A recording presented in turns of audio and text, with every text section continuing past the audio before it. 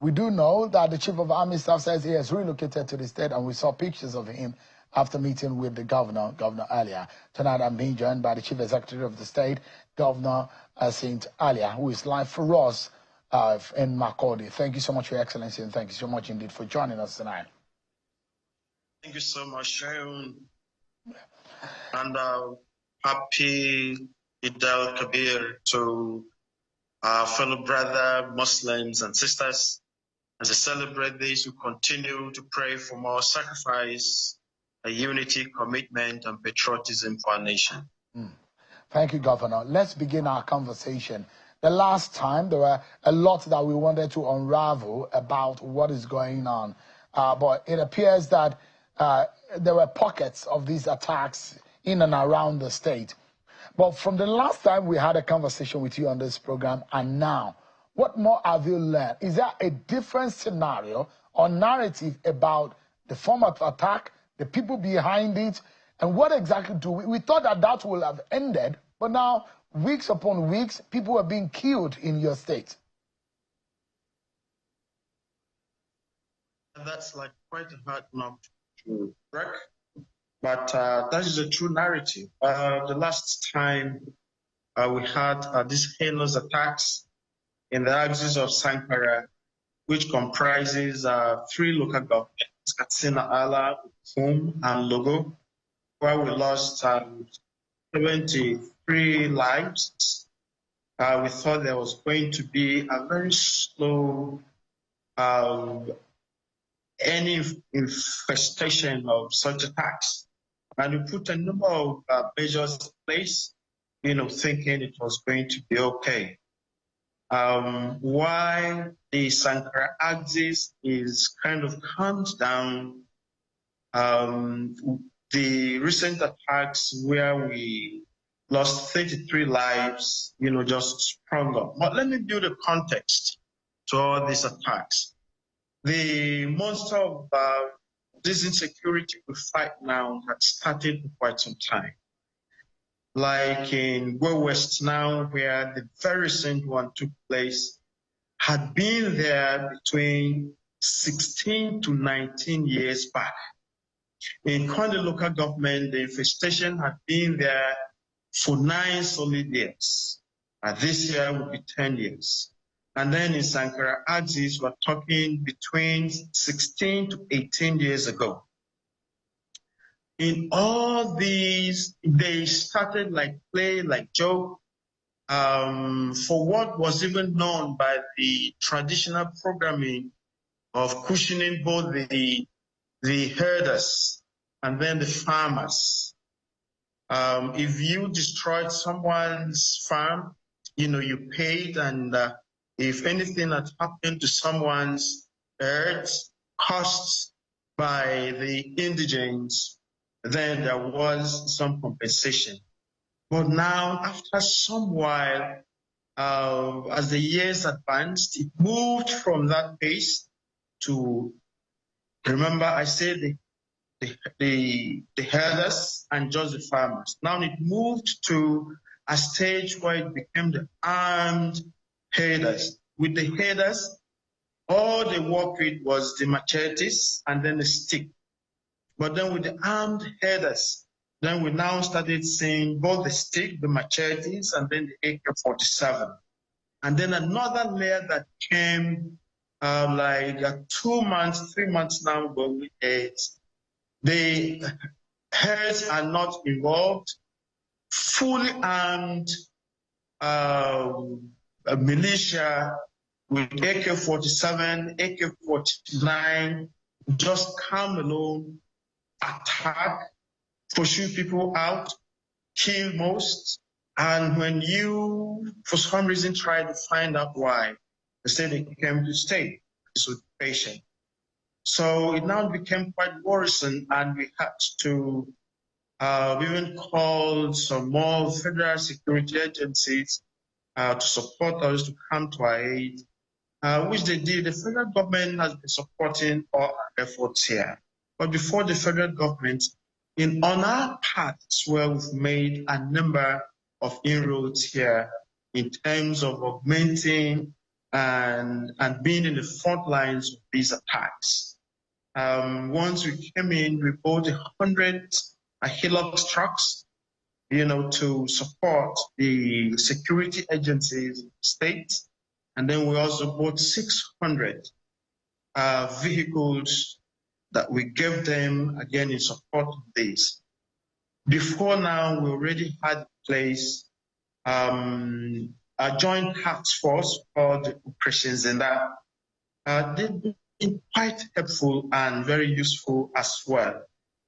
But then as the higher proportion of the attacks, were now coming some more, and then scores of deaths were being recorded, it became quite evident that we needed even more powers, more force, more manpower to come in to help our cause. So this is why the attacks you heard, or you now know, that took place in Naka had even happened. To a very large extent, we target these attacks unprovoked. And so they are. Granted that there are internal bit of anxieties, which you call inter and then intra local government, anxieties. But this has been there even without kind of this sort of alarm we're experiencing now was removed. All right. So it is quite sad, Yeah. but we continue to hope and put the number of machinery in place just to stem all that out for peace to return fully to the state. I'd like our viewers tonight to understand the scale and the magnitude of what is going on in your state. And I'd like to remind everyone, and it will look like stating the obvious. Benue State is referred to as the food basket of the nation. Traditional rulers are already saying that farming activities have been crippled in the state. To let everyone know that there's going to be a looming food disaster if Benue is crippled to the point that production of food can no longer happen. So our conversation tonight is not only about you and Benue State, it's about the nation at large and how it will impact on the economy, especially as we do know that food inflation is one of the major problems, that headline inflation that we're seeing in the country today. But Governor, just briefly, can you tell me, are you in any way frustrated at this point because of the efforts you have made over the last weeks, and you are thinking that this thing could have been stemmed, this crisis could have been long resolved, but it kept going? Do you feel some kind of frustration at some point? Yeah, there's no question about that. That is a fact. It's like the more effort you put in, at the end of the day, there's no bit of rest at all, and then we get the infestation even some more. Especially in the last 2 months. Now it's again kind of coming down. But here's the thing. When we came in 2023 May, 17 local governments were in the front lines of those attacks. So we now put all our machineries in place, and then we fought everything down to 9 local governments that were in the front lines. And then we pushed and put more effort in there. It became 6 local governments.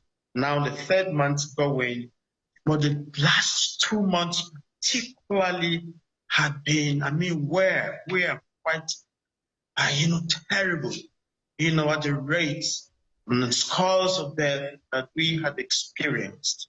And these areas that have been attacked, the local governments that have contributed 80–90% for the tagging of Benue State as a food basket of the nation.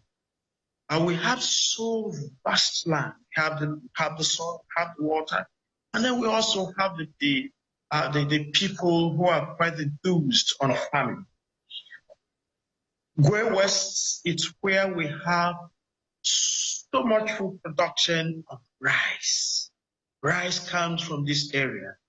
Yam, soybeans, again, rice again. and other food products come from Sankara, again, which comprises Katsina, Ala, Ukum, and Logo.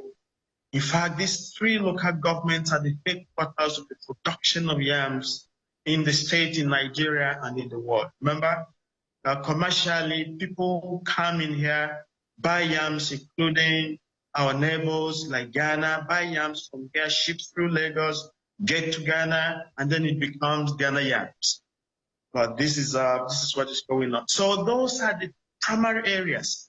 And then when you talk about Kwani local government, that is the headquarters where we have our solid minerals, ranging from sapphire, uranium, lithium, and all that.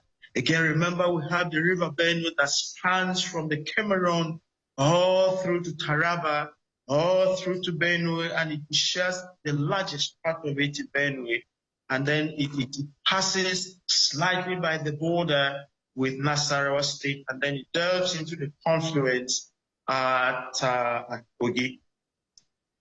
If we talk about food insecurity and the areas that are are very prominent in the production of food in the state, in the nation, and in the North Central, then a number of things are going to happen and happen badly and wrong. And this is why, in some areas, again, remember we had 17 IDP camps.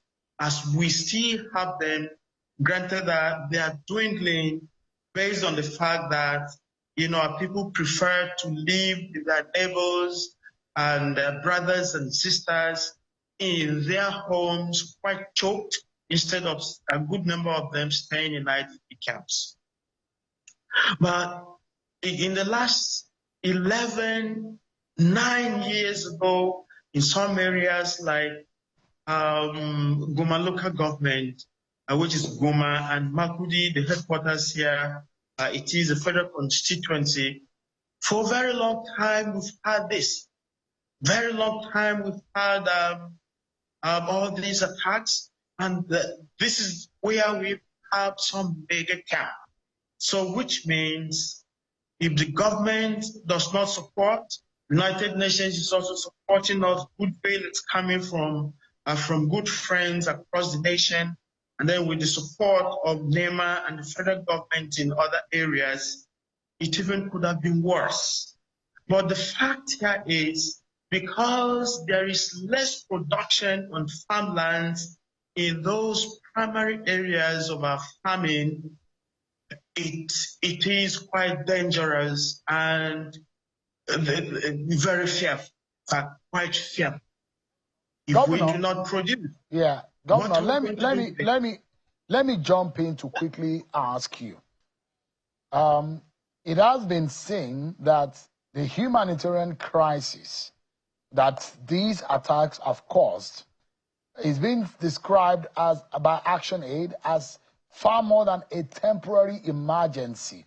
In fact, Action Aid says that the crisis that we are seeing is not a sustained terror, not just attacks, but a sustained terror.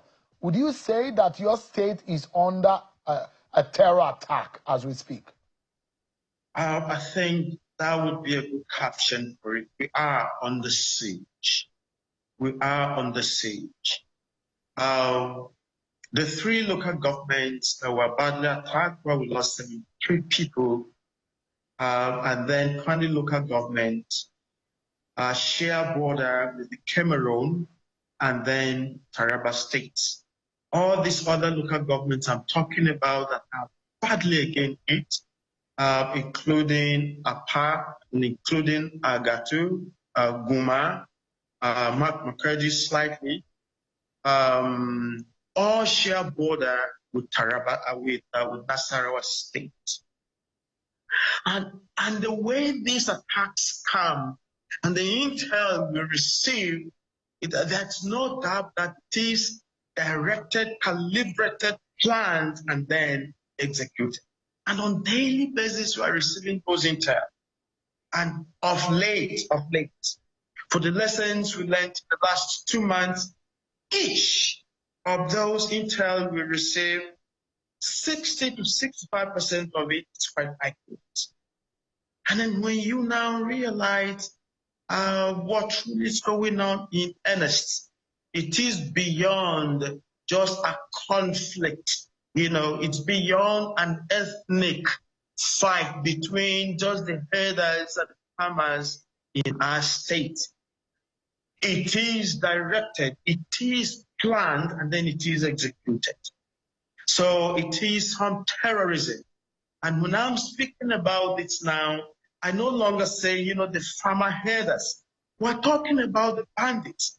We're talking about specialized killers. We're talking about terrorists. Those people who come in and then are doing sort of a guerrilla warfare. For some reason, none of them is ever caught.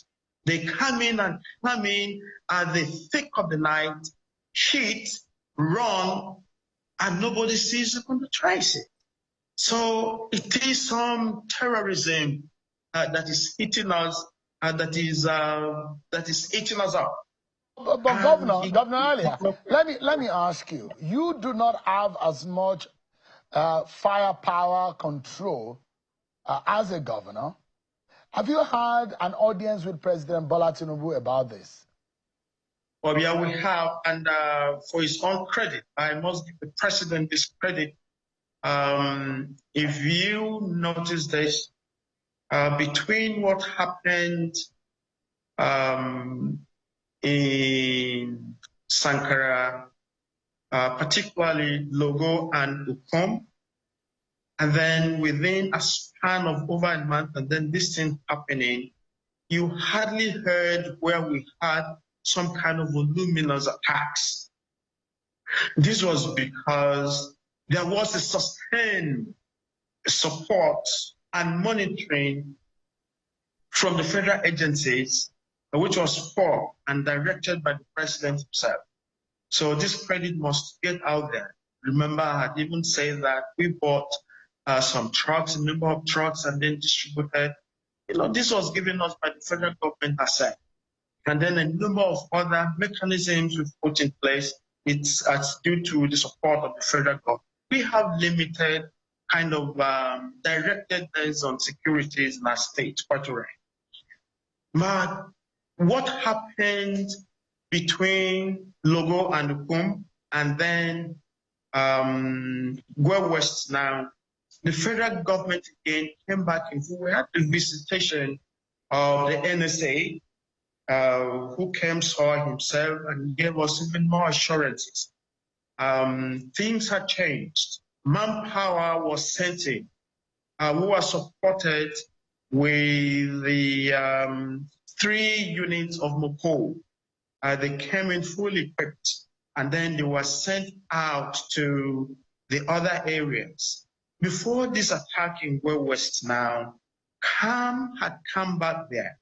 What we are experiencing it with now the 6 or 7 local governments that are in the red hotlines of these attacks. If they move to one local government and take care of business in there, then we realize a shift. It's like some form of cancer or a monster who now shifts base to some other local government, but it's not going as outside of those 7 local governments. So there has been some good support. With the visit again of the Chief of Army Staff just a few days ago, precisely last week, it was quite promising again. A bit of the support, There seems to be some frozen connection from Makurdi, where Governor Alia has been speaking with us on the situation in the state in respect of the recent attacks on the people of Benue State. And what you can see on the screen is the Chief of Army Staff, who says he has since relocated to the state to douse the tension. Quickly, Governor, I have quite a few questions, but we have little time left. But I'd like to know, there are those who have subtly advised the government of Benue State about thinking outside of the box to the extent of self-defense? Are you thinking in that respect? Because the people cannot be killed in their homes and they're unable to defend themselves. Are you looking at that alternative of self-defense? Yeah, definitely we are. Actually, that is where we are. We also have in place now the Civil Protection Guard, and then we also framed a new joint task force. But the new joint task force deals with the uniformed, the police, the civil defense, the military, and then the justice. But with the Civil Protection Guard, it's purely us, our lay people, us, civilians, who have come together to support and to protect our borders and all that. But the problem again is when you are dealing with what looks like a guerrilla warfare, and then they are carrying very less gadgets, you kind of wonder how much they're going to do. We have also employed something else. We are now going high tech to combat this evil. We are midway with our plans, and we believe that combined with the efforts we have in place before the last 2 months, and then within these 2 months, the third month going now, we are very confident that we're going to trim the numbers. Finally, we thank the federal government with all their support, but right, our efforts are also in place.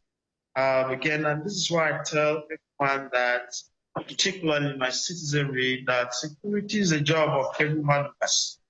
In areas where you have snitching, when they see, they don't even tell, then we cannot get much of it. But we will continue, as we are already doing, to ensure that penetrate, the insecurity walls that are built, so that we work for our people, we protect them, and then we do what bring sustainable peace. Yeah. Governor, quickly, let me ask you. There are intelligence on the ground are coming up to the effect that, and I'm not sure whether you are aware, there are allegations that some military personnel and officers deployed to the state are involved in the killing of the people, and that some officers are culprits from a certain ethnic group in the state, and who are siding some of the attackers and are unwilling to confront the attackers. Have you heard these complaints coming from leaders and community leaders and some people in Benue State to this effect? Yes, we've heard numerous complaints as such.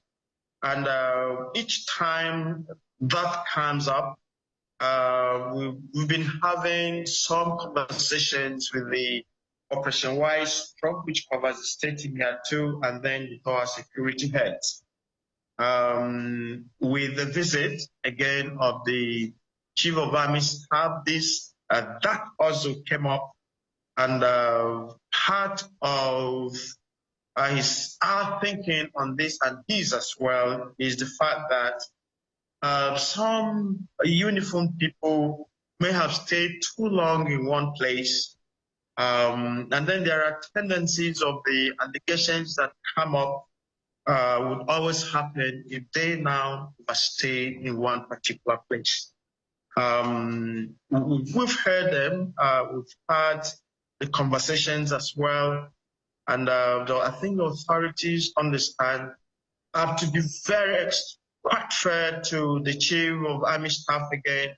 In fact, he gave some orders for an immediate shift transfers, of his personnel, particularly those who have stayed in some place for quite some time. So I hope that going forward, those who are supporting us with these anxieties, with this carnage, would no longer stay more than between 60 to 90 days. We hope that should this be a case, as the mandate was given them and the order was placed, there would be a big difference as well. All right, Governor, this is how I would like us to wrap up the conversation. Information to the effect that there are about 300 fatalities that have been recorded just about in the last few months. In this period that we're talking about alone, and a series of attacks, a lot of people displaced, farmlands, communities that have been decimated by the attackers. There was some time that you thought that these were just skirmishes, but I think with new information, it doesn't look like these are just skirmishes. These are major attacks, and you have said that your state is under siege. There are a lot of people who are listening to you tonight. As a chief executive officer of the state, the man who is in charge of lives and property in the state, on whom account you will give at some point based on the mandate you are giving, there are those who say the political feud between you and the secretary of the secretary to the government of the federation. There are those of your people in the state who are picking holes about that feud, and some of the statement coming out of people who have met him in the past. To conclude this conversation, what decisive steps are you going to take? A political feud, how are you going to end it? Because a lot of people are saying this is also coming in the way of defending and saving the lives of the people in the state. Thank you for that question.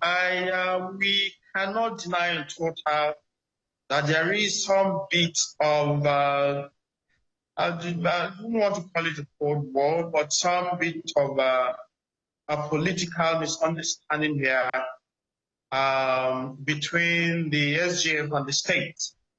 We were invited to the Toti Palace. The two of us happened to be of Tiv extraction, and our paramount ruler on the land is the Toti, and he had called us with all the other political architects.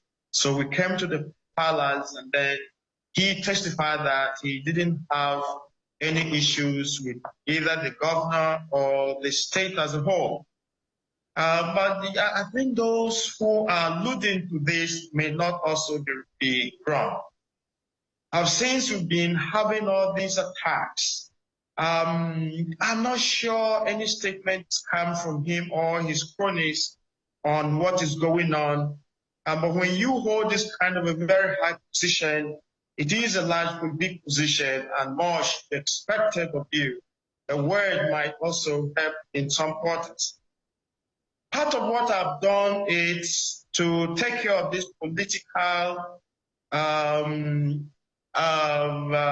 push by politicians, by a number of the political shenanigans, who are out there to create confusion just for their own personal individual benefits. That in Sankara local government, again, the three local governments, Zupon, Logo, and Sinala, we set a judicial panel to sort out for us why we kept having, attacks from within and from without.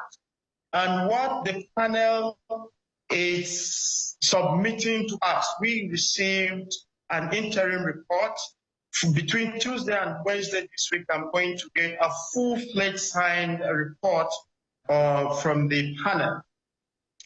It's very, very unsettling, because top politicians who are very functional and are in the National Assembly and are in Abuja are the architects and arrogants of not just instigating, but harboring and keeping these people and feeding them in the bushes and taking care of all their bills and buying all the other gadgets for them. This is extremely unacceptable. If they do not love the lives of people and then they're only fighting for their own political position, I think I am serving the interest of the common masses, and it is a concern to me, and it is my right to protect them. So once we receive this report this coming week, we're going to take it up and take it up very seriously. All right. There are quite a number of big names that are mentioned here. So this is where we are. All right. We'll be looking forward to the report and making it public. And for the interest of the people of the state, I'm hoping that people will not instigate and continue to allow the killings of the people. But Governor, thank you so much indeed for your time tonight. Governor Aishin Alia. Shehu, thank you so very much. Again, when you see figures on the social media, be cautious. Don't swallow them sinker and hooker. The social media members, be cautious. All right. If you cannot get the figures from the police or the military, at least we have the DSS in there. They will give you the exact thing. But I've just given 1 second just to congratulate my brother, pastor, and the governor of Akwa Ibom State, who, with his own people, made an amazing choice to come join us, you know, to see where we take our nation, Nigeria, politically, economically, and otherwise, to the next phase that will progressively bring support to our own very people. Thank you, Reverend Father Aishin Alia, Governor of Benue State. Thank you so much indeed for your time tonight. And I wish you and the people of Benue State the very best. We appreciate you as well. Thank you so much indeed.